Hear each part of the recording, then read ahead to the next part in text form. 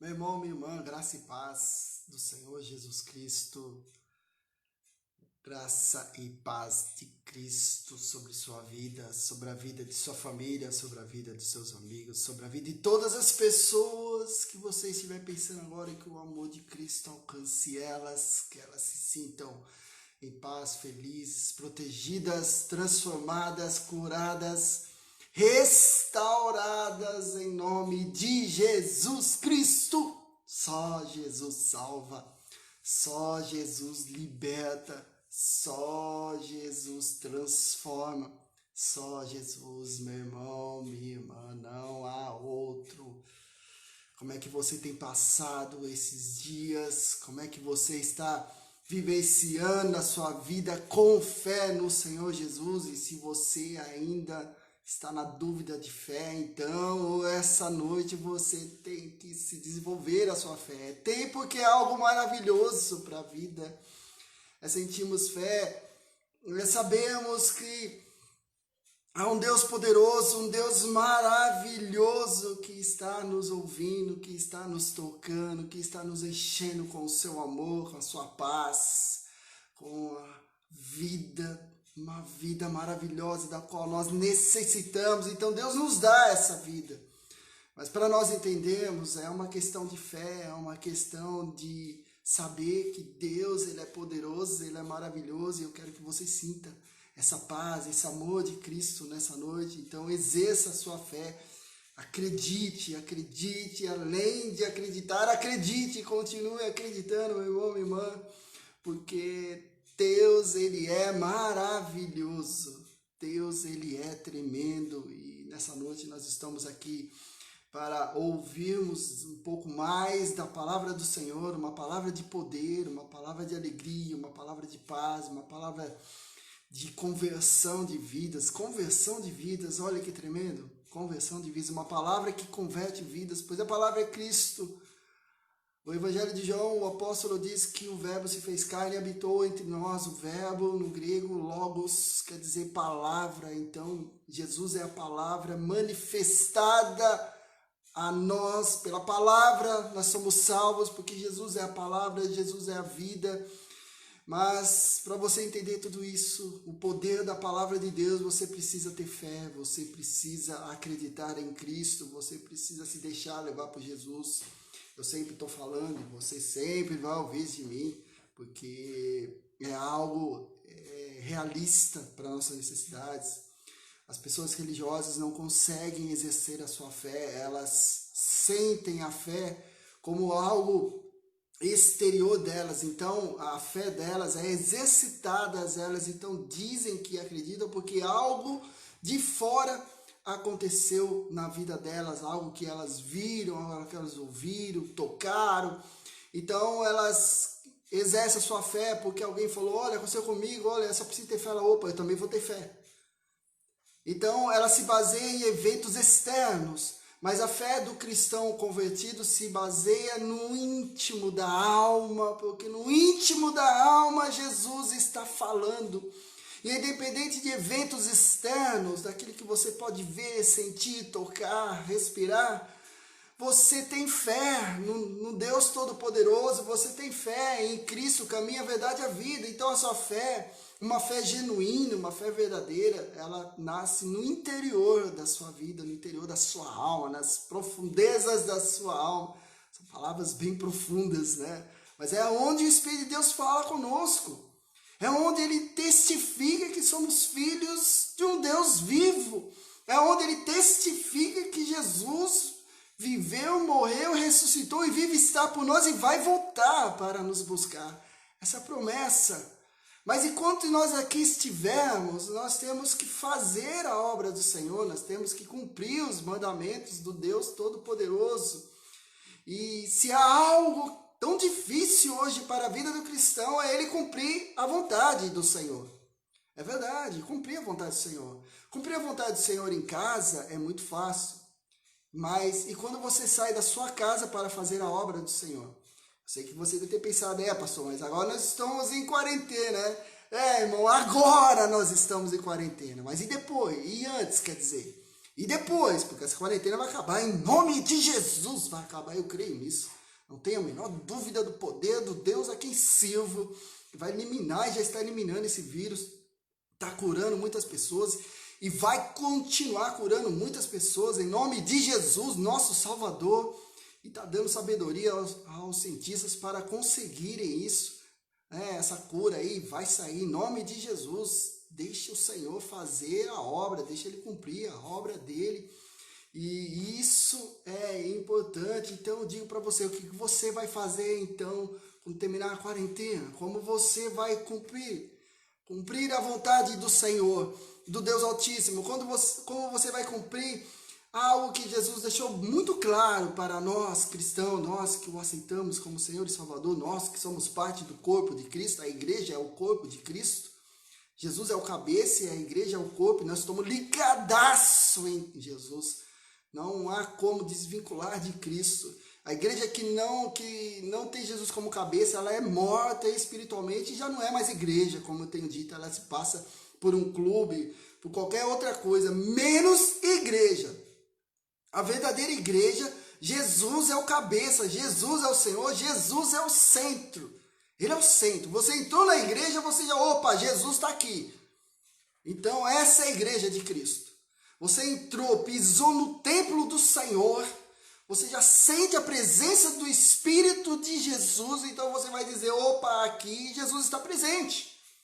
Porque você sente uma paz, você sente uma alegria, você sente vontade de gritar o nome do Senhor, de louvá-lo, de pregar a palavra, de orar por alguém. E à medida que essas coisas vão acontecendo no culto, você já vai se movendo e exercendo o seu dom espiritual. O Espírito de Deus vai te ungindo, te incendiando, né? Como diz um cântico, incendeia, Senhor, a minha vida. Existe um cântico assim. E o Espírito de Deus vai incendiando você. E aí você então está ali vivendo a plenitude do Espírito de Deus. Essa é a igreja de Cristo.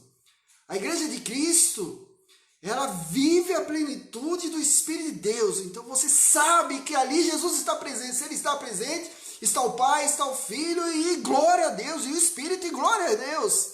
É só transformação de vida que ocorre.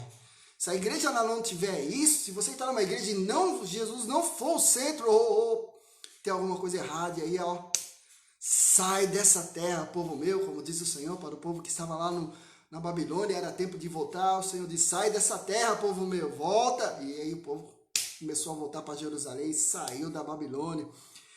A verdadeira igreja de Cristo, composta de homens e mulheres, cheios da unção do Espírito de Deus, é uma igreja que cumpre o ID do Senhor Jesus.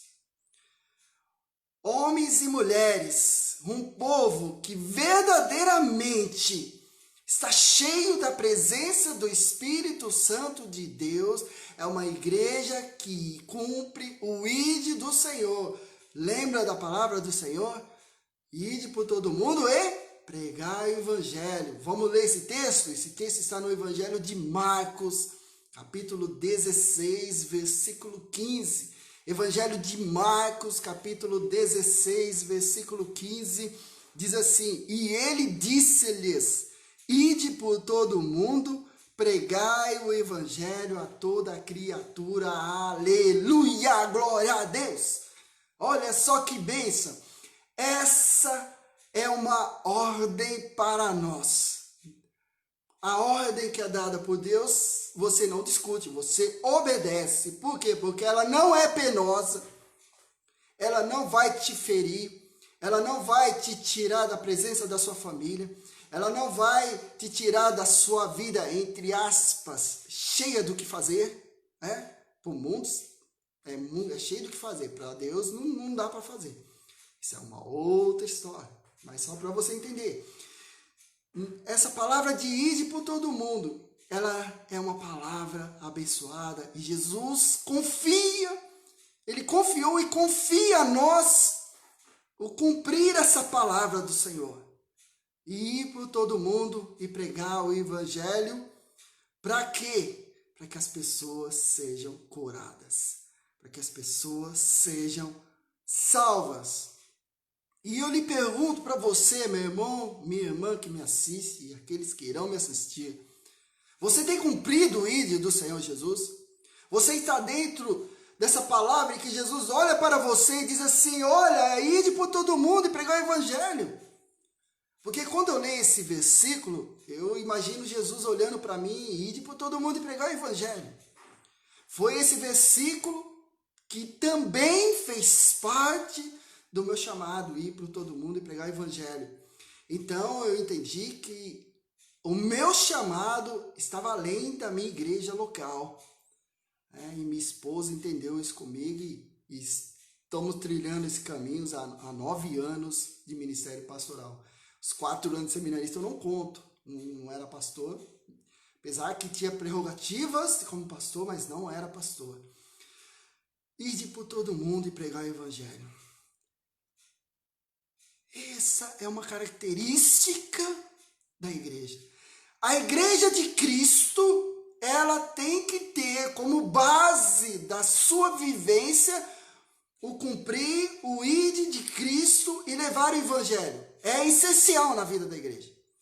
A igreja, ela tem que ser isso, ela tem que cumprir o evangelho, mas passou aí as outras coisas, almoço, janta, atividades, essas coisas são secundárias.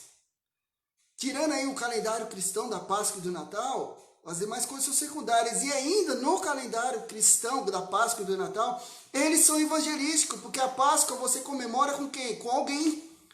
Então, se você comemora com alguém que não seja você, já é evangelístico. Por quê? Porque o seu evangelho não é só para você, é para alguém. Então, já é evangelístico. O Natal também, não é em família? É evangelístico. Então, o ide por todo mundo e pregar o evangelho é uma obrigação que o Senhor Jesus deixou para nós. E Marcos, o evangelho de Marcos, deixou muito claro isso. Como Mateus, como Lucas e João também vão dizer isso, né? De outras formas, em Atos também, capítulo 1, na elevação de Cristo para os céus. Então Jesus fala, fica aí que do alto vai ser revestido de poder. Vocês serão minhas testemunhas na Judéia, Samaria, até aos confins do mundo. Então é uma obrigação. Então nessa noite, meu irmão, minha irmã, diante dessa palavra do Senhor, essa palavra de poder, eu quero trabalhar 3 características de uma igreja que cumpre o ide do Senhor. 3 características de uma igreja verdadeiramente que cumpre o ide do Senhor. São muito mais características, mas essa noite eu vou trabalhar 3 que eu julgo ser importante naquilo que o Senhor me revelou. Então eu quero que você pense sobre isso, porque quando você pensa, quando você entende então a vontade do Senhor Jesus para a sua vida, para a vida da sua igreja, então você sabe que a sua igreja, que primeiramente, que a sua vida e depois a sua vivência na comunidade, na igreja, ela tem que ser missionária, ela tem que ser para ganhar almas, ela tem que ser para levar o evangelho. A igreja, ela tem que criar estratégias evangelísticas. Por quê? Porque é uma obrigação. Ir por todo mundo e pregar o evangelho a toda criatura é uma obrigação. Jesus está confiando a nós, Ele está nos chamando para fazer essa obra. Então nós temos que ir, nós temos que cumprir, é uma obrigação. E eu lhe pergunto, todos estão fazendo isso? Não, nem todos estão fazendo isso, a maioria não está fazendo isso. Porque se estivesse fazendo isso, o cristianismo ainda seria a maior força religiosa no mundo. E nós sabemos que é questão de tempo, talvez uns 10 anos, alguns dizem 15 anos, o Islã vai suplantar o cristianismo como a maior religião do mundo. E como é que o islamismo está crescendo? Eles estão, entre aspas, evangelizando. Seja no modo intelectual, nas faculdades, nas empresas, assim por diante, seja no modo da força, quando a gente vê nas guerras no Oriente Médio, né? Então eles entram, eles tomam poder e aí já começam a massacrar os cristãos. Isso aí você pode pesquisar e ver em agências que trabalham com as missões, você vai ver a perseguição que isso acontece. Então o Islã vai se tornar uma força religiosa mundial. E por que não é mais o cristianismo? Porque o cristianismo ele perdeu a vontade de ganhar alma, se estabilizou, cresceu, tá bom do jeito que tá. Então hoje os movimentos que surgem dentro do cristianismo são movimentos para inchar a igreja e não para expandir a igreja. Ela incha-se a própria denominação, mas a denominação, se ela não se expande além de onde ela está inserida, seja numa cidade, no estado, no país. Então essa é a dificuldade hoje do cristianismo crescer. Por quê? Porque parou de cumprir aquilo que Jesus deixou para nós, ide por todo mundo e pregar o evangelho. Então eu lhe pergunto, onde você está inserido? A sua igreja, ela tem cumprido o ídolo do Senhor? Você consegue ver essa caminhada missionária da sua igreja? Você consegue caminhar na sua vida missionária para a igreja, para a sua vida e a nível pessoal e a nível de igreja também? Você consegue, então, ter em mente que a sua obrigação maior com Cristo é falar do Evangelho? Porque hoje, você pode ver, meu irmão, minha irmã, esses dias de quarentena, as pessoas estão entrando em crise uma atrás da outra. E não somente as crises no âmbito pessoal, mas são crises no âmbito familiar também. Então, famílias estão sendo destruídas, pessoas estão sendo destruídas, há todo tipo de violência. E nós sabemos que quem está por trás dessas violências é o diabo. Ele é o responsável pela destruição de famílias e de vidas. Mas aonde o diabo atua é porque a igreja deixou de atuar, é porque alguém deixou de falar de Cristo. Talvez você fale, mas pastor, tem gente que não aceita, tem gente que não aceita. Isso é verdade, e isso a pessoa será julgada por isso. Mas, e se essa pessoa tivesse ouvido? Será que realmente ela ouviu? Como que ela ouviu? Ela ouviu sobre Cristo ou ouviu sobre doutrina de homens? Ela ouviu sobre Cristo ou ouviu sobre placa de igreja? Como que ela ouviu? Ela ouviu que para servir a Jesus ela precisa ter fé? Ou ela ouviu que para servir a Jesus ela precisa ter fé e precisa ter obras? Precisa praticar alguma obra, alguma atividade espiritual para que ela alcance Jesus? Então você vai vendo. A gente vê na televisão essas coisas. E eu lhe pergunto, essas igrejas verdadeiramente são as igrejas que cumprem o ídolo do Senhor? Elas estão ajudando o avanço cristão no Brasil hoje? Será que estão? Porque uma das religiosidades que avança no Brasil é o espiritismo. E o espiritismo pega uma parte do cristianismo, aliás, eles têm até um evangelho que diz assim, o evangelho de Jesus segundo o espiritismo. Então eles usam isso e atraem as pessoas, porque as pessoas não querem conhecimento, mas a maioria não tem o conhecimento. E muitas delas já frequentaram uma igreja evangélica, seja uma igreja evangélica tradicional, uma igreja evangélica pentecostal, né, pentecostal, e assim que for. E cadê o ID do Senhor, então, para fazer diferença, para barrar esse crescimento dessas religiosidades? Cadê a igreja? A igreja que cumpre o ID do Senhor. É complicado, irmãos? É complicado quando se conhece uma igreja que não quer saber de almas. É complicado, é triste, é desanimador, sabe? E em algumas situações até raiva. Quando uma igreja não quer saber. Ela quer saber de agenda, ela quer saber de atividades, ela quer saber de almoço, chá, cultos nos lares que são bênçãos, mas se tornam grupos e não quer mudar. E acha que não quer mudar. E geralmente não quer mudar porque alguns grupos acham que está bom do jeito que está. Sabe? Há igrejas, há pastores também, são responsáveis por isso, que são contentes com igrejas com 10, com 5 membros e acham que já está no máximo isso. Cadê o ide por todo mundo e pregar o evangelho?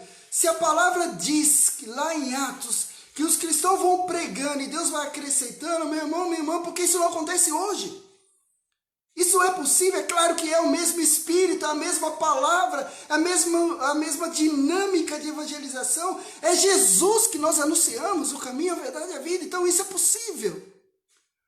Só que lá os cristãos queriam, com todas as suas dificuldades, com todas as suas limitações, coisas essas que nós nem temos mais hoje, diante da facilidade de comunicação, de locomoção, e ainda assim não conseguimos avançar com o cristianismo, e ainda assim há lugares no Brasil, em São Paulo, por exemplo, que o cristianismo não chega, o cristianismo da palavra, não o cristianismo de religiosidade, não o cristianismo de doutrinas, mas o cristianismo da palavra. Jesus, quando ele fala, ide por todo mundo e pregar o evangelho, é o cristianismo da palavra.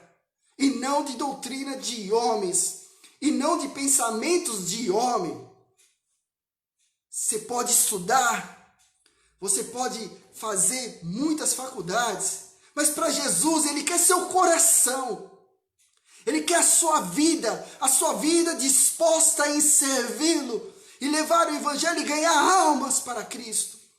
Onde estão essas igrejas hoje? Onde elas estão? Porque as igrejas pararam de enviar missionários. Os Estados Unidos era o maior país cristão do mundo que enviava missionários. Se perdeu isso hoje. Se uma potência como a América deixou de enviar missionários, tem diminuído a cada ano, imagine então as outras nações. O Brasil nem se fala. O que o Brasil faz? Qual a diferença do Brasil? Somos tradicionalmente o maior país católico do mundo, cristão católico. E qual a vantagem disso para nós? Porque o catolicismo está envolto com sincretismo religioso e abraça várias religiosidades. Então a pessoa aceita Jesus e aceita outras divindades. Não! A palavra diz que é só Cristo, só Jesus é o caminho, a verdade e a vida. É essa palavra, é esse Jesus que nós devemos anunciar. Então nós precisamos falar para salvar vidas, tirar essas vidas das garras de Satanás. Amém? Você crê nisso? Então está aí a palavra do Senhor no Evangelho de Marcos, capítulo 16, verso 15. Ide por todo mundo e pregai o Evangelho a toda criatura. Diante dessa palavra, volto a dizer, quero trabalhar com você nessa noite 3 características de uma igreja que cumpre o ID do Senhor. A primeira delas está no livro de Atos, capítulo 17, dos versos 10 ao 15. Livro de Atos, capítulo 17, dos versos 10 ao 15, diz assim: Logo que anoiteceu, os irmãos enviaram Paulo e Silas para Bereia. Chegando ali, eles foram à sinagoga judaica. Os bereanos eram mais nobres do que os tessalonicenses, pois receberam a mensagem com grande interesse, examinando todos os dias as escrituras para ver se tudo era assim mesmo. E creram muitos dentre os judeus, bem como dentre os gregos, e um bom número de mulheres de elevada posição, e não poucos homens. Quando os judeus de Tessalônica ficaram sabendo que Paulo estava pregando a palavra de Deus em Bereia, dirigiram-se também para lá, agitando e alvoroçando as multidões. Imediatamente os irmãos enviaram Paulo para o litoral, mas Silas e Timóteo permaneceram em Bereia. Os homens que foram com Paulo o levaram até Atenas, partindo depois com instruções para que Silas e Timóteo se juntassem a ele, tão logo fosse possível. Amém. Aleluia. Glória a Deus. Bereia era uma cidade da Grécia, estava a 80 quilômetros de Tessalônica, né? Tessalônica, uma das cartas que Paulo escreveu para essa cidade, né? Na real, foram 2 cartas. Bereia, meu irmão, minha irmã. Paulo então chega a Tessalônica, começa a pregar, os judeus se tornam oposição, querem liquidar, ele foge para Bereia. E quando ele chega em Bereia, ele não perde tempo, vai lá na sinagoga judaica, prega que Cristo é o cumprimento das escrituras do Antigo Testamento, as escrituras dos profetas, de Moisés, dos Salmos. Essas escrituras se cumpriram em Cristo, o que eles falaram estava se cumprindo em Cristo. Alguns judeus se convertem, outros não. Mas diz que o povo de Bereia eram pessoas que se apegavam na palavra do Senhor, ou seja, não é qualquer um que chega pregando, não. Não é qualquer um que vai chegar falando qualquer coisa, não.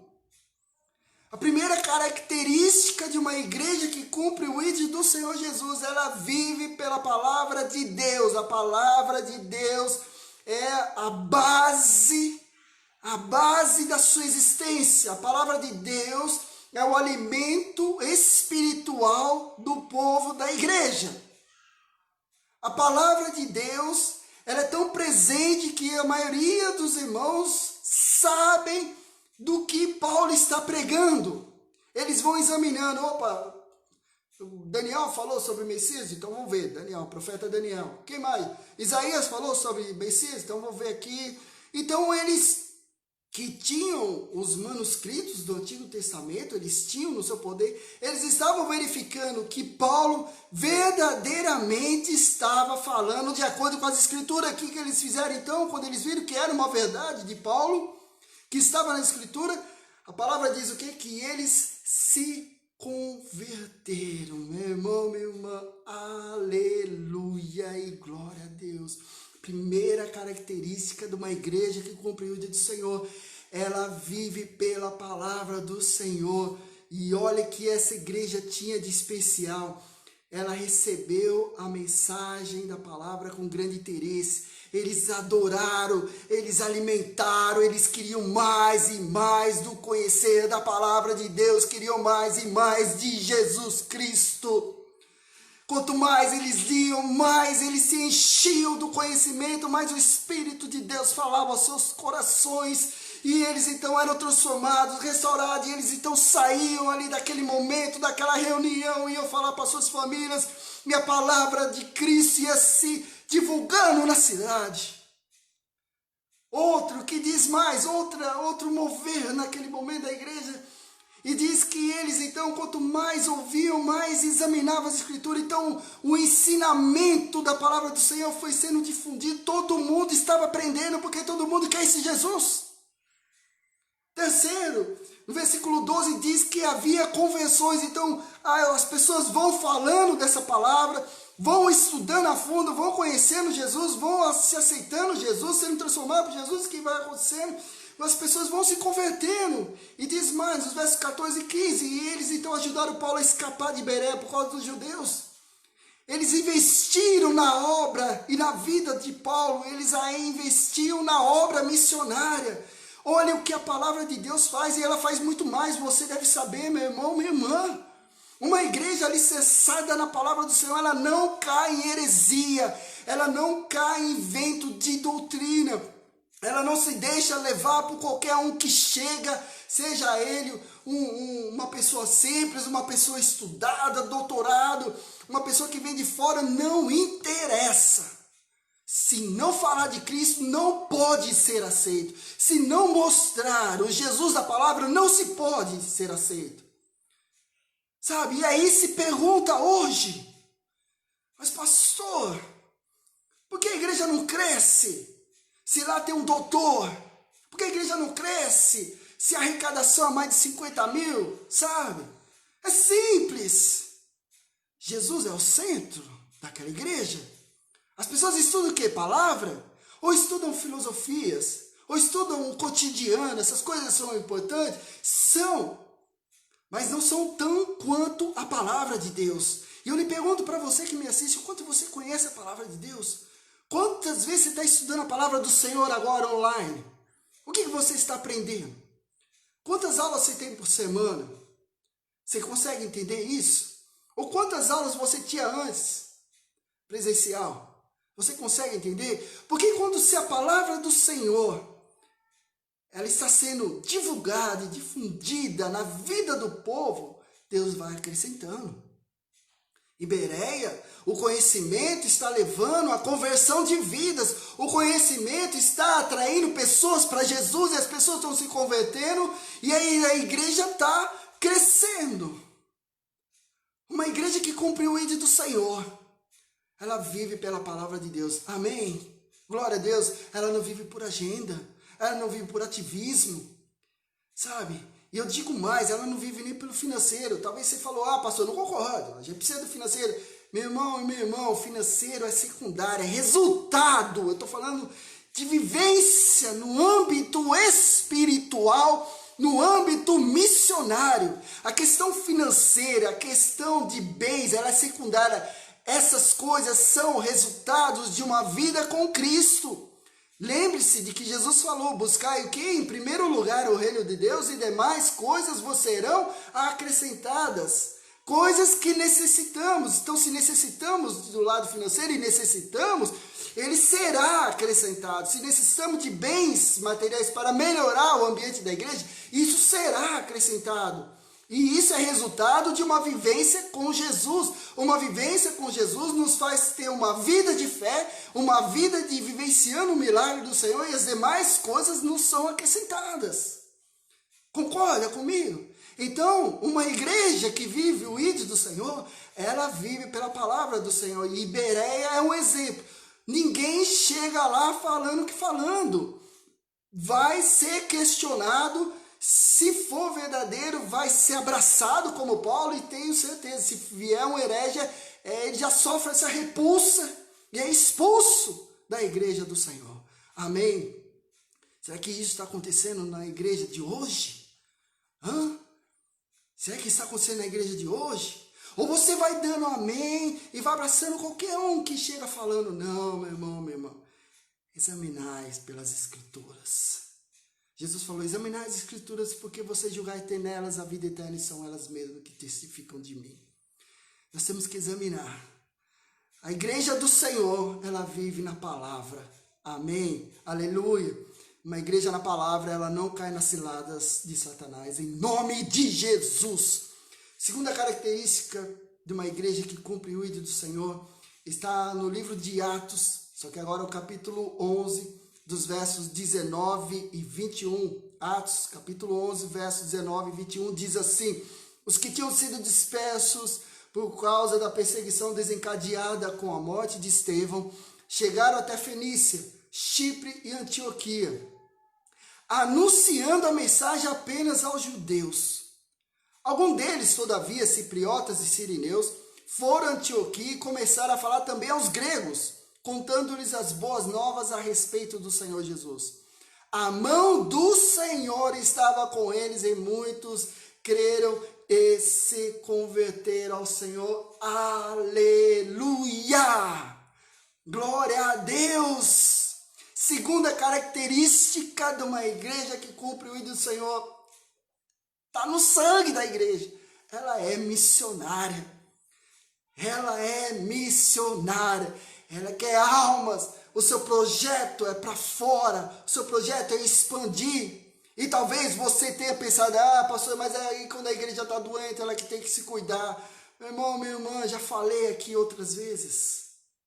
Se você olhar a palavra e ler a palavra com o olhar que o Espírito está te dando, não com o olhar da sua sabedoria humana, mas com o olhar espiritual vinda do alto, do Espírito de Deus, você vai ver que pessoas que tiveram os seus momentos de desânimos, de abatimento, eles foram fortalecidos trabalhando. Eles foram fortalecidos em movimento para a obra do Senhor. Eles não ficaram inertes. Eles não ficaram se curando, como hoje se fala de saúde emocional. Até se coloca saúde espiritual. Nunca vi essa na palavra do Senhor. Sabe? Então, à medida que eles vão se movendo para fazer a obra de Deus, Deus vai curando, Deus vai fortalecendo e vai usando o servo dele para que a palavra seja anunciada, para que as pessoas saibam que há um Deus, Criador dos céus e da terra, e um só Senhor, Jesus Cristo, o caminho, a verdade e a vida. Uma igreja que cumpre o ID do Senhor, ela é missionária, independente da forma que ela está, onde ela está inserida, como ela está vivendo, com muita gente, pouca gente, muito recurso, pouco recurso, não interessa. Se ela vive para o Senhor Jesus e tem a vontade de levar o evangelho, vai crescer, meu irmão, minha irmã. Vai ser cheia de vidas convertidas, sabe?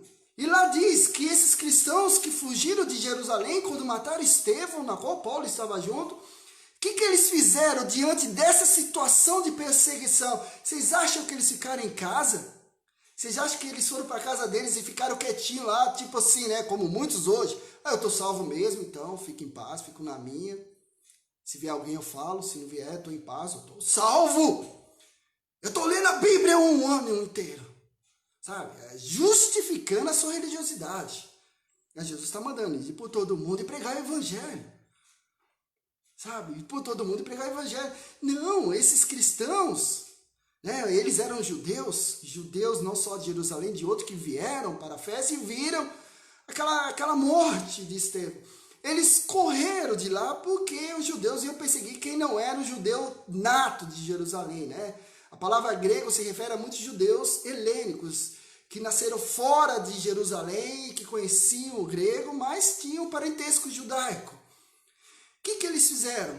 Eles chegaram então, começaram a anunciar a palavra para aquela região costeira da Fenícia, Depois foram para a ilha Chipre, uma ilha pertencente à Grécia hoje, metade dela é a Turquia. A Grécia cristã, a parte de Chipre, um pouco de história, a parte de Chipre, essa ilha que está na mão dos gregos, cristã, é mais desenvolvida do que a parte de Chipre que está na mão da Turquia muçulmana. Então aí você vê qual religião é mais abençoada, o cristão ou o islã? Pense sobre isso. Chipre chegaram a Antioquia, Antioquia na Síria, a Síria é o estado ao norte de Israel. E lá o que eles fizeram? Eles começaram a se reunir num lugar e vão estudando a palavra, e vão orando, estudando a palavra, e vão orando. E foram falando, olha, tem um grupo de cristãos ali que vieram de Jerusalém, opa, vamos lá. Aí foi indo. E a palavra diz que a mão do Senhor estava com eles e muitos creram e se converteram ao Senhor Jesus, aleluia! Uma característica muito simples e muito repudiada na vida da igreja de hoje é fazer a obra missionária, é levar o evangelho. Não há isso. Não há. E quando eu falo, meu irmão, minha irmã, eu penso na minha denominação. Não estou pensando em outras, não. Estou pensando na minha. Aliás, eu sou pregador de uma denominação porque eu tenho que pensar em outra. Estou falando da minha. Sabe? Isso é muito triste. É muito triste chegar numa igreja e se reunir e o pessoal, pastor, vamos falar de agenda. Falar de agenda? Meu irmão, vamos falar de agenda, vamos falar de almas. Vamos traçar estratégias evangelísticas aqui. Vamos pensar como nós podemos trazer pessoas para Cristo. Vamos olhar os bairros, as ruas e pensar assim, bom, como nós vamos chegar lá? Quem vai comigo? Como nós podemos? Sabe, se a igreja tem essa visão missionária, as pessoas cheias do Espírito de Deus vão falar, pastor, eu pensei num salão ali, pastor, eu pensei num bairro lá em cima. Ô pastor, eu moro em outra cidade, vamos lá, vamos começar o trabalho, e as coisas vão acontecendo, e vão embora. E aí vem aquele e aquela, politicamente correto, o religioso completo, ele não é convertido, nem ela é convertida. É o religioso correto, politicamente correto, o pensante da igreja. Que na realidade é o mais burro da igreja. Não, nós precisamos ver nossas questões financeiras, nós precisamos ver que nós precisamos nos curar, nós precisamos pintar a parede, nós precisamos arrumar isso. Ah, qual é, gente? Qual é? Vai se converter. A palavra diz que demais coisas não serão cristãs, mas tem que buscar o reino de Deus, e buscar é falar do reino de Deus. Nós precisamos ganhar almas para o Senhor. E a igreja perdeu isso hoje em dia. E se a igreja perdeu isso, outras religiosidades estão ganhando, infelizmente, almas para o inferno. E a igreja está fazendo o quê? Quando Jesus diz, ide por todo mundo e pregar o evangelho, é só pregar, nós só temos que falar. Quem convence é o Espírito de Deus. Você não precisa ficar chacoalhando alguém, aceita Jesus. Não! Fale de Jesus, mas a pessoa nem ligou, entrou no ouvido dela, entrou na vida dela, agora é a obra do Espírito de Deus, deixa. Você falou, o importante é falar. Lá em Cunha eu já preguei ao ar livre, preguei uma vez na cidade e uma vez lá na roça. Eu sei que tem uns irmãos aqui de Cunha assistindo, lá na roça do Monjolo. Eu preguei acho que foi uma vez, é o que eu me lembro. E algumas pessoas ouviram, outras não quiseram ouvir, mas a palavra foi anunciada. A palavra ecoou por aqueles alto-falantes, seja na roça, na cidade, ecoou. Isso é importante. Em Taipas, a minha igreja local da zona noroeste, São Paulo, zona oeste, né, bem lá, no Rodoanel Mário Covas, nós fazíamos em 2003, 2004 cultos ao ar livre também. E havia muitas pessoas que ouviam, muitas pessoas não aceitaram. Mas algumas chegaram até a nossa igreja. Eu dou glória a Deus. Periferia de São Paulo, meu irmão, minha irmã. Toda a violência. E a igreja de Taipas era uma igreja que saía as pessoas para fora. Eu sei que hoje ela sofre. Não tenho por que dizer isso aqui, mas ela sofre. Uma das coisas que ela sofre é porque deixou de cumprir o ídolo do Senhor. Muitas igrejas estão vazias porque não cumprem o ídolo do Senhor. Não vivem pela palavra e não cumprem o ídolo do Senhor. As pessoas não são como esses judeus que mesmo perseguidos não deixaram de criar a igreja, não deixaram de falar o evangelho. Cadê os missionários de hoje? Sabe, é tão difícil chegar numa igreja e falar de missão. Sabe, é tão difícil ouvir sobre missão. Ah, meu irmão, como é difícil. Algumas características dessa igreja eu já falei, mas vou repetir para você, meu irmão, minha irmã, porque falar de missão é algo que é parte da minha vida. Quando, na minha conversão, o meu objetivo maior era levar o evangelho para minha família. Isso é missão. Enfrentar todo um sistema religioso, um sistema de vida e mostrar para eles que eles estão errados e que há algo melhor, Cristo. Isso é missão. Mas as pessoas insistem em viver esse mundo maligno e pagam um alto preço.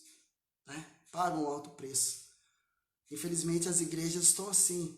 Há muitas igrejas que vão fechar. Infelizmente, mas eu dou glória a Deus. Porque há muitas igrejas que vão abrir. Eu dou glória a Deus. Quando vejo aquela igreja lá de esquina. Em esquina onde já passei. Cidades onde já passei, capital aqui de São Paulo, periferia. Eu vejo aquelas igrejas de esquina, meu irmão, minha irmã, as pessoas estão lá fora, salãozinho pequeno, espremido. Aquela irmãzinha ou aquele irmão, o pastor, a pastora, estão gritando, mas estão gritando o nome de Jesus, aleluia, aleluia. E tá cheio de gente, tá cheio de gente, sedento, aquilo é missão. Ô pastor, mas eles têm qualquer nome, não interessa o nome. Não interessa o Espírito que está agindo naquele povo, é o Espírito de Cristo. E o Deus que está agindo lá, o Espírito Santo agindo lá, porque não age na nossa? Por quê? Sabe, por quê? Será que a palavra é o centro da igreja? Será que a prática missionária é a primeira prática que a igreja tem que exercer? Ela exerce? Não, não exerce. Tem que exercer os almoços da vida, tem que exercer outras coisas, então fica para trás. Uma igreja que cumpre o dia do Senhor, ela vive a prática missionária. Amém, irmãos? Eu estou virando aqui o meu esboço, que tem dois lados. Terceira característica de uma igreja que cumpre o ídolo do Senhor. Amém, aleluia, glória a Deus. Você compreende o que é cumprir o ídolo do Senhor? Viver pela palavra e viver uma prática missionária, a missão como a prática especial, a primordial da vivência de uma igreja é a prática missionária, levar o evangelho e ganhar almas para o Senhor. Terceira característica de uma igreja que cumpriu o ídolo do Senhor está em Apocalipse, capítulo 2, dos versos 1 ao 7. Apocalipse capítulo 2, dos versos 1 ao 7, diz assim, perdão, irmãos, ao anjo da igreja em Éfeso escreva, essas são as palavras daquele que tem as 7 estrelas em sua mão direita e anda entre os 7 candelabros de ouro. Conheça as suas obras, o seu trabalho árduo e a sua perseverança. Sei que você não pode tolerar homens maus que pôs à prova os que dizem ser apóstolos, mas não são, e descobriu que eles eram impostores. Você tem perseverado e suportado sofrimentos por causa do meu nome e não tem desfalecido. Contra você, porém, tenho isto: você abandonou o seu primeiro amor. Lembre-se de onde caiu. Arrependa-se e pratique as obras que praticava no princípio. Se não se arrepender, virei a você e tirarei o seu candelabro do seu lugar. Mas há uma coisa a seu favor: você odeia as práticas dos nicolaítas, como eu também as odeio. Aquele que tem ouvidos, ouça o que o Espírito diz às igrejas. Ao vencedor darei o direito de comer da árvore da vida que está no paraíso de Deus. Aleluia! Olha, é muito lindo esse texto de Apocalipse. O texto das 7 igrejas é muito lindo. Se você não leu, vai ler lá, lê todo o livro de Apocalipse. Mas os primórdios ali são tremendos. Aliás, tudo é tremendo no Apocalipse, né? Mas quando Jesus começa a tratar com cada igreja, que eram as principais cidades que naqueles dias do apóstolo estavam florescendo o cristianismo, lembrando que nesses dias Jerusalém já havia sido destruído pelos romanos no ano 70, os judeus foram espirrados de Jerusalém, a igreja cristã, que começou na mão dos apóstolos, uma parte dela, né, assim, a parte dela que sobrou mesmo, se dirigiu mais ao sul, no que é a Jordânia, na cidade de Pela, uma cidade histórica de hoje, né? E ali a igreja resistiu ainda por mais alguns anos, mas o cristianismo na Ásia estava florescendo. Mas ao mesmo tempo que florescia, era atacado pelas estratégias de Satanás, que levava diversas filosofias religiosas, diversos falsos cristãos que diziam ter revelações, que diziam ter conhecimento da verdade, né? E tentavam derrubar os anjos. Os anjos aqui são pastores, no sentido de o Senhor Jesus pedir que o apóstolo escrevesse para anjo num ser sobrenatural, não, são homens, historicamente, pela palavra, né, uma exegese mais profunda, se compreende isso, né, pelo contexto se compreende isso. Eu sei que os irmãos, aqueles que se estudam, sabem dessas coisas. E a igreja de Éfeso, ela é uma igreja que estava no caminho do Senhor, estava vivendo aquele amor do Senhor, e de repente um grupo se filtrou lá. Esse grupo que se filtrou, eles se auto-intitularam apóstolos, que era algo somente aos 12, e começaram a ensinar um outro caminho de Jesus, não da Bíblia, outro caminho. Isso gerou uma crise dentro da igreja. Foi revelado ao apóstolo sobre essa crise, e ele então vai escrever para essa igreja, lembrando que João, ele já foi líder da igreja de Éfeso, né? Lembrando disso, que antes de ser preso, ele era um dos líderes, né, da igreja de Éfeso. Ele vai voltar novamente, assim que ele sair da ilha de Patmos. Então, um dos grupos que surgiu ali em Éfeso, né, lembrando que era uma cidade, acho que era a terceira cidade mais importante do Império Romano, era Roma, Alexandria e Éfeso. Então, o cristianismo floresceu muito lá. Paulo escreveu uma carta muito bonita relacionada à igreja, à doutrina da igreja lá, e cristológica também. Então esse grupo, ele chega lá, as pessoas se auto-intitulam apóstolos, e o ensinamento vai correndo solto. Só que o ensinamento mudando, sabe? E está correndo, e está convertendo as pessoas para o mal, para uma vida promíscua, uma vida que você pode servir a Cristo e servir ao mundo ao mesmo tempo. A gente vê muito isso, não mudou, só mudou o nome. Naqueles dias, esse grupo, né, eles levaram o nome chamado Nicolaítas. Uma tradição posterior diz que os Nicolaítas eram descendentes de Nicolau, um dos 7 diáconos escolhidos para servir, para ajudar os apóstolos ali na igreja que estava florescendo em Jerusalém. Diz a história, uma tradição, que ele então se perverteu e os seus seguidores seguir essa ideia dele, né? Não tem como falar aqui. Isso é bom para o estudo bíblico, e certamente ainda tem que estudar isso com a minha igreja, Suzana aí. Nós vamos estudar isso. Eu falei que estudar, nós vamos estudar. Então os nicolaítas começam a perverter a igreja e desmoronar a igreja. Está rachando a igreja. Então Deus alerta a igreja, Jesus alerta a igreja. Jesus é Deus, Deus Pai, Filho e Espírito. Alerta a igreja de que esse mal, ele tem que ser extirpado. A terceira característica de uma igreja que cumpre o ídolo do Senhor, ela não aceita o pecado em seu meio. A igreja que cumpre o ídolo do Senhor, o pecado não faz parte, meu irmão, minha irmã. O pecado não pode fazer parte da vivência da igreja, porque se o pecado existir de diversas formas, a igreja não cresce, a igreja vai se definhando, se regredindo até ser eliminada.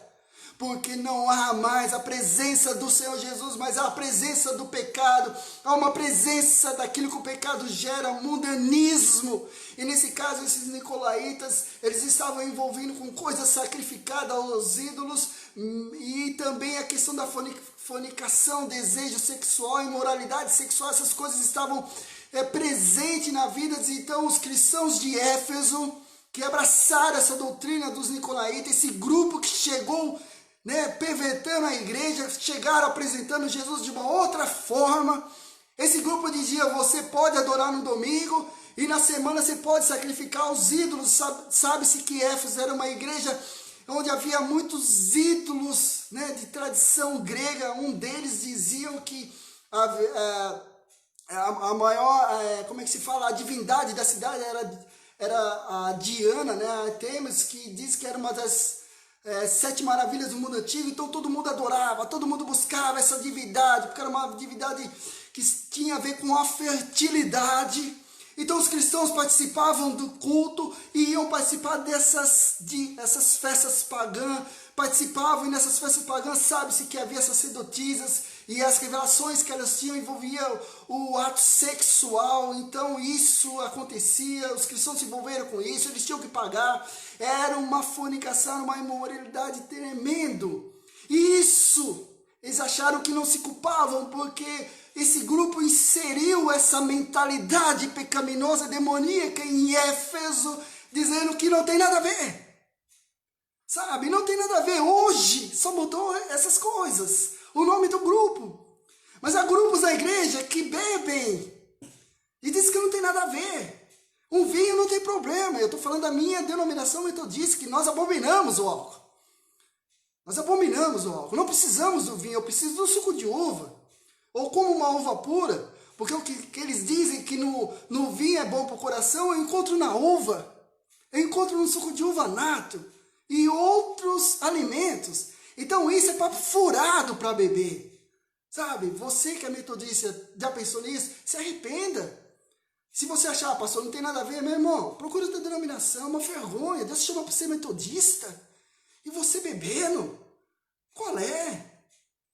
Sua vida nunca se arruma, concorda? Sua vida se arruma? Não se arruma.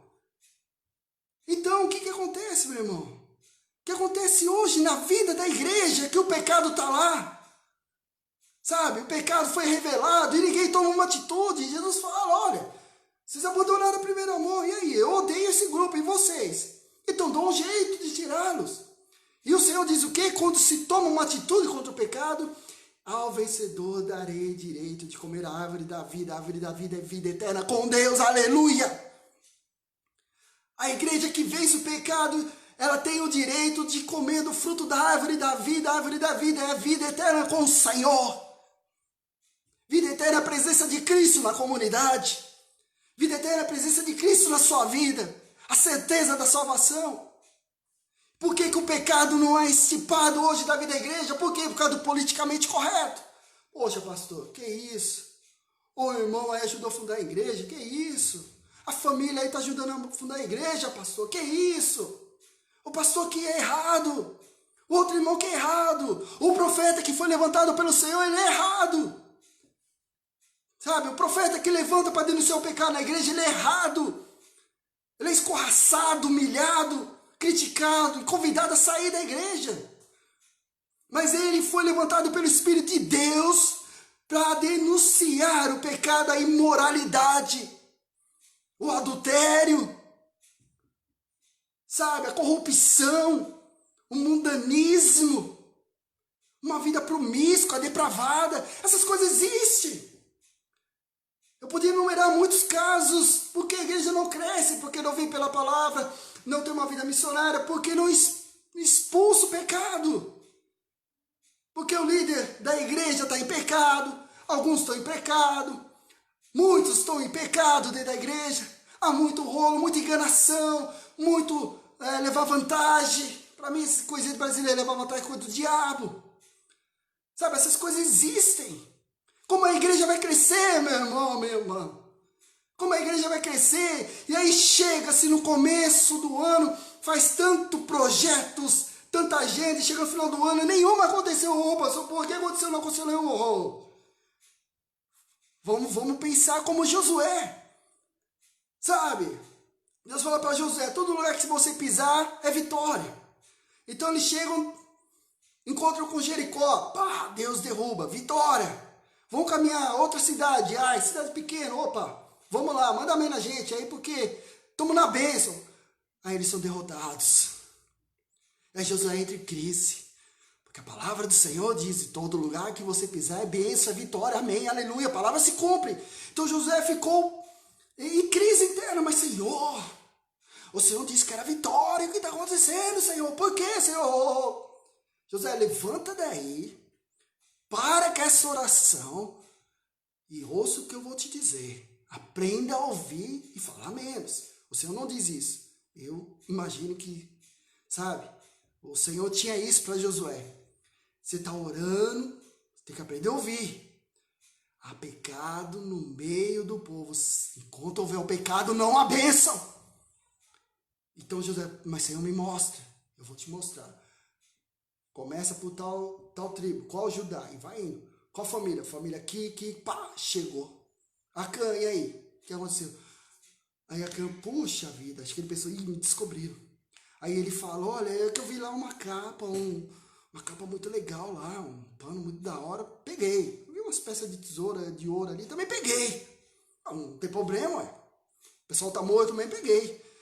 Mas eu tinha falado antes, olha, vocês vão derrubar a cidade, vocês vão tomar a cidade, né? Isso é Jericó. Vocês vão pegar algumas coisas, outras vocês não vão pegar.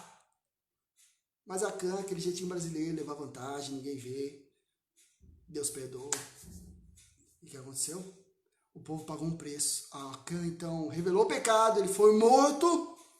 E aí, Deus, agora vocês vão lá. Pode ir que está na bênção. Aí eles foram e derrotam o povo de Ai. E a caminhada de vitória vai acontecendo. Está lá no livro de Josué, meu irmão, minha irmã. Só ler a palavra de Deus. Sabe? Então uma igreja que não cresce, ela tem seus erros, tem seus pecados. E se não for estipado, não vai crescer. E às vezes o Senhor permite situações de derrota para que a igreja veja que está no caminho errado e voltar para o caminho que Cristo está preparando. A terceira característica, eu volto a repetir, de uma igreja que cumpre o dia do Senhor. Ela é uma igreja que não aceita o pecado no seu meio. Amém? Aleluia. Pense comigo, meu irmão, minha irmã. Uma igreja que cumpre o ídolo do Senhor. Ela vive pela palavra. Ela pratica a missão. E ela não aceita o pecado dentro dela. Isso não faz parte da vida dela. A missão faz parte da vida dela. A palavra é a base da existência dela. Amém. Aleluia. Eu quero que você pense isso comigo e faça junto comigo uma igreja segundo o coração de Jesus, seja qual for a denominação, mas que seja uma igreja segundo o coração de Jesus. Porque eu oro não só pela minha denominação, eu oro por outras denominações que tive a alegria de conhecer. E dou glória a Deus por elas. Porque homens, mulheres, pastores e pastoras, verdadeiramente cheios do Espírito de Deus, estão guiando essas igrejas. E eu glorifico o nome do Senhor. Porque elas vão crescer e crescer cada dia mais de número de convertidos em nome de Jesus. Eu creio nisso, aleluia. Deus seja louvado. Vamos orar, meu irmão, minha irmã. Vamos ter essa palavra de oração e quero que você pense sobre isso. A igreja que cumpre o ídolo do Senhor, ela vive pela palavra, ela pratica a missão e ela não aceita o pecado em sua vivência. Amém, aleluia. Então vamos ter um tempo de oração. Feche seus olhos, meu irmão, minha irmã. Senhor, nosso Deus e nosso Pai, nós te louvamos, nós te adoramos, Senhor, porque nessa noite falaste conosco de uma forma muito especial, como sempre tem falado o Espírito Santo de Deus. Lhe agradecemos porque o Senhor nos ensinou como devemos ser igreja, como devemos viver pela palavra, como devemos praticar a missão, como devemos expulsar o pecado do meio da igreja, da realidade da igreja. Ó Senhor Jesus, nos ensina a cada dia a cumprir o teu ide, a levar a tua palavra e ver vidas se rendendo ao Senhor Jesus Cristo amado. Ó Senhor, lhe pedimos, nessa hora também, por pessoas que estão sofrendo, por pessoas que estão enfermas desse vírus, Senhor. Temos conhecidos, irmãos de igreja, familiares. Deus poderoso, em nome do Senhor Jesus Cristo, visita essas vidas, fortaleça essas vidas, restaura a saúde delas. Ó Senhor Todo-Poderoso Deus, Pai da eternidade e Príncipe da paz, pega essas medicações, Senhor, faça com que elas façam efeito no organismo desse teu povo. Senhor, toca na vida dos médicos, dos enfermeiros, que tratem bem esses teus filhos e filhas, que eles sejam curados, sejam restaurados, em nome de Jesus. Que em nome de Jesus o Senhor repreenda todo mal que possa tentar agir a vida deles, que repreenda toda ação do maligno, em nome de Jesus. Para que eles reconheçam Que o milagre da cura vem de ti, Jesus Cristo amado. E que se arrependam dos seus pecados. E creio que só o Senhor é quem salva, cura e liberta. Deus poderoso, abençoa aqueles irmãos que precisam, Senhor, dessa ajuda do governo que ainda não saiu. Ó Senhor, os abençoe para que eles consigam nessa semana essa ajuda. Em nome de Jesus lhe pedimos. Em nome de Jesus, abençoa nossos irmãos que são desempregados, pais de famílias, mães de família. Senhor, que eles consigam um emprego. Ó Deus misericordioso. Mesmo quando a realidade de nosso país diz que está difícil, para o Senhor tudo é possível. E a tua palavra diz que tudo é possível ao que crê. Ó Deus, eu creio. Eu creio que o Senhor pode. E que o Senhor há de abrir essas portas para esse teu povo que sofre por falta de desemprego. Senhor, abençoa as famílias. Que haja paz, haja amor, haja alegria de estarem juntos e juntos contigo, Senhor. Repreenda toda ação do maligno que possa desestabilizar essa família. Ó Deus poderoso, repreenda em nome de Jesus. Pelo santo e glorioso nome de Jesus, nosso Redentor, lhe pedimos, Deus altíssimo, maravilhoso. Guarda-nos de todo mal, guarda-nos da enfermidade. Senhor, nos dá saúde, paz, alegria, mas também nos dá estratégias. Mesmo nesse dia de isolamento, nesses tempos de isolamento, estratégias para anunciarmos a tua palavra de salvação em nome de Jesus. Toca nessas vidas que assistem agora, Senhor, naquelas que vão assistir, para que saibam e entendam que sem ti, Jesus, não dá para viver. Que elas também entendam a importância que elas têm para a tua obra, Jesus, de levar adiante esse evangelho maravilhoso, Salvador. Muito obrigado, Senhor, por essa noite abençoada, essa noite de milagre que o Senhor faz em nossas vidas e na vida das pessoas que estão em nossas mentes, que nós intercedemos e vamos continuar intercedendo por elas, porque nós somos uma igreja que cumpre o teu ID, Jesus. Oh, Jesus poderoso, santo, santo, santo é o Senhor, digno de toda honra, glória, louvor e adoração. Aleluia, aleluia. Glória a Deus, Deus seja louvado, meu irmão, minha irmã. Fique na paz e no amor de Cristo. Tenha uma boa noite, um bom fim de domingo com o Senhor Jesus e junto à sua família. Saiba que Deus é contigo onde quer que você andar. Estamos juntos nessa caminhada. Lembre-se de mim em suas orações, eu vou lembrar de você. E sede forte, deixa Jesus ser a luz do seu caminho, deixa Jesus preparar o melhor para você. Apenas creia. Apenas tenha fé, apenas convide Jesus a fazer parte da sua vida. Você vai ver muitas coisas bonitas, muitas coisas maravilhosas para você e para as pessoas que você tem orado e que vai falar para Jesus, vai falar de Jesus para elas. Amém? Glória a Deus. Então fique na paz e até breve com a graça e a misericórdia de Cristo. Paz a todos, boa noite com Cristo. Até mais.